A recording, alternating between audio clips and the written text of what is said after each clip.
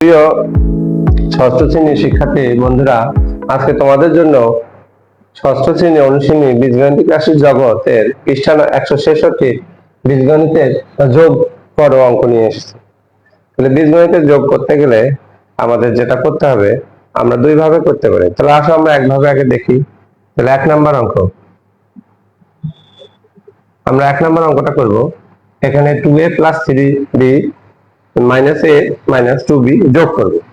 তাহলে যোগ করার আগে আমাদের সদৃশ পদগুলো তাদের চিহ্ন সহ নিচে নিচে সাজাতে হবে। তারপর পাটিগণিত নিয়মে যেমন আমরা যোগ বিয়োগ করি, সংখ্যা রাশির যেমন যোগ বিয়োগ করি, সেভাবে যোগ করতে হবে। আসলে কিভাবে করা যায়? সদৃশ পদগুলোকে তাদের স্ব চিহ্ন সহ নিচে নিচে সাজিয়ে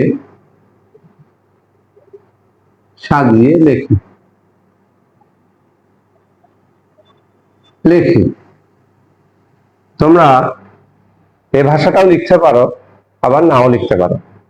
তাহলে সদৃশ পদ আবার কি, তোমাদের এটা জানতে হবে। সদৃশ অর্থ একই রকম, শুধু তার চিহ্নে পার্থক্য থাকতে পারে, কিন্তু সদৃশ পদগুলোকে তাদের স্ব চিহ্ন সহ নিচে নিচে সাজিয়ে দিতে হবে। আসো এখানে আমরা 2a + 3b লিখলাম এবং -a, তাহলে -a - 2b লিখলাম। এখন আমরা যেমন সংখ্যার যোগ বিয়োগ করি, সেরকম সংখ্যার যোগ বিয়োগ করি। মনে করবো এখানে সব কিছু নাই, মানে 1 আছে। তাহলে 1 থেকে আমরা যদি 2 থেকে 1 বাদ দিই, তাহলে 1 হয়, কিন্তু আমরা এখানে 1 লিখবো না, এখানে শুধু তার চলকটা বসাই দিব।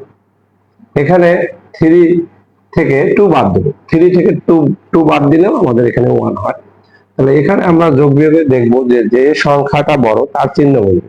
এখানে 2 বড় ছিল, 2 চিহ্ন প্লাস, সামনে দিতে হয় না। এখানে 3 চিহ্ন বড়, এখানে প্লাস চিহ্ন দিলাম এবং একটা বি লিখলাম। তাহলে আমাদের নির্ণয়ে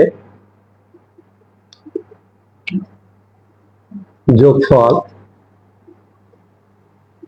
a + b, এটা আমাদের অ্যান্সার। তাহলে তোমরা এটাকে এভাবে দেখলে, উপরে নিচে এভাবে আমরা এই অঙ্কটাকে লিখতে পারি।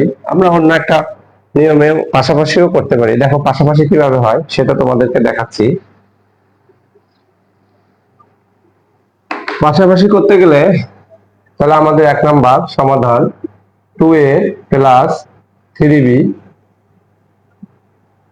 + -a - 2b। এই ক্ষেত্রে বন্ধনীর সামনে যদি প্লাস চিহ্ন থাকে, তাহলে বন্ধনীর ভিতরে চিহ্নগুলো পরিবর্তন হয় না। তাহলে বন্ধনীর সামনে কোনো চিহ্ন নাই, বুঝতে হবে প্লাস আছে। তাহলে 2a + 3b, তাহলে এখানে বন্ধনীর সামনেও প্লাস আছে, এই জন্য বন্ধনীর ভিতরে চিহ্নগুলো পরিবর্তন হবে না, কিন্তু প্লাসে মাইনাসে গুণের ক্ষেত্রে প্লাসে মাইনাসে -a, প্লাসে মাইনাসে -2b। এখন আমরা a গুলোকে পাশাপাশি লিখবো এবং b গুলোকে পাশাপাশি লিখবো। তাহলে 2a - a + 3b - 2b। এক্ষেত্রে আমরা a কমন নিয়ে এর সহগ 2 আর এর সহগ 1, তাহলে একটা a এখানে নিলাম, এর সহগ 3, এর সহগ 2 একটা নিলাম। 2 থেকে 1 বাদ দিলে 1 লিখতে হয় না, a 3 থেকে 2 বাদ দিলে 1 লিখতে হয়। আমরা এইভাবে অঙ্কটা করতে পারি। তোমরা যদি কেউ মনে করো যে এই লাইনটা দিবা না, তাহলে নাও দিতে পারো। তাহলে দুইটা এ থেকে একটা এ বাদ দিলে একটা এ, তিনটা বি থেকে দুইটা বি বাদ দিলে একটা বি। আসো আমরা 2 নম্বরের 3 নম্বর অঙ্কটা করব। 3 নম্বর 3টা রাশি আছে, দেখো কিভাবে হয়। আমরা উপরে নিচে করব। তাহলে প্রথমে আমরা লিখলাম 7x + 5y + 2z। এখানে 3x দ্বিতীয় রাশিটা সাজাবো। তাহলে x এর নিচে 3x - 6y + 7z, এটা মাইনাস চিহ্ন সহ -9x + 4y প্লাস জে। তাহলে আমরা যোগগুলো যোগ করবো এবং বিয়োগগুলো বিয়োগ করবো। তাহলে 7 আর 3 হচ্ছে 10, 10x, সেখান থেকে 9x বাদ দিলে শুধু একটা x থাকে। এখানে 4 আর 5 9, 9 থেকে 6 বাদ দিলে প্লাস 3 থাকবে, y সামনে নিয়ে আসলাম। এখানে সবগুলো প্লাস চিহ্ন, তাহলে 9 আর এর সহ কিছু নাই মানে 1 আছে, তাহলে 10 দেয়। তাহলে আমাদের আমরা দেখতে পারবো নির্ণয়ের যোগফল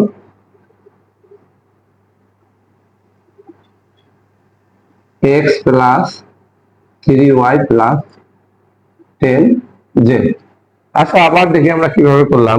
প্রথমে আমরা প্রথম রাশিটাকে লিখব, দ্বিতীয় রাশিটা তার নিচে নিচে লিখবো, সদৃশ পদগুলো লিখবো। তো 3x এর নিচে 3x, 6 এর নিচে 6y, z এর নিচে z, তারপর এটা চিহ্ন সহ লিখবো। তাদের চিহ্ন সহ লিখলাম এবং 7 3 10, 10 থেকে 9 বাদ দিলে 1, 4 আর 5 9, 9 থেকে 6 বাদ দিলে 3, যেহেতু 9 বড় এর জন্য 9 এর চিহ্ন বসলো, এখানে সবগুলো প্লাস, এর জন্য আমাদের এখানে 10 দেয়। আজকে আমরা বীজগণিতিক রাশির জগতের যোগ শিখলাম, কিভাবে বীজগণিতিক রাশি যোগ করতে হয়। আমরা পরবর্তী ক্লাসে বীজগণিতিক রাশি বিয়োগ নিয়ে আসার চেষ্টা করব। ধন্যবাদ সবাইকে।